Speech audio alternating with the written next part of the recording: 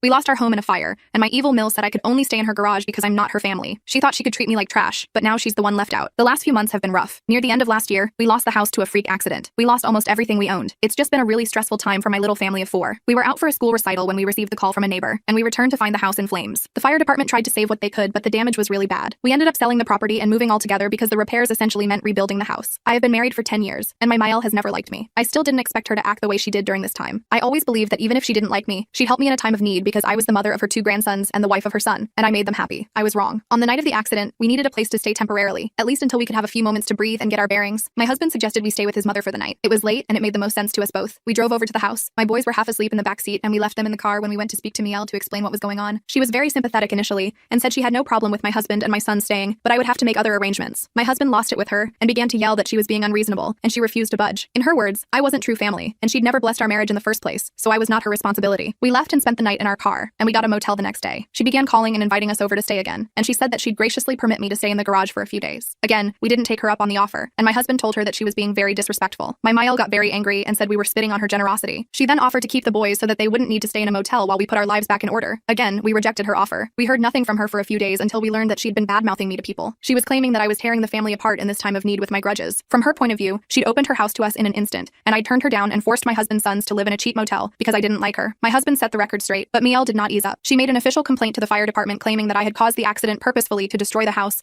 and force the current situation. She said that I was money hungry and had designs on her house, and this was all part of my plan to steal her house from under her. I was taken in for questioning, and I understand why due to the nature of the allegations, but I was cleared off everything as the investigation proved it was an accident, and there was no way someone could deliberately cause the accident.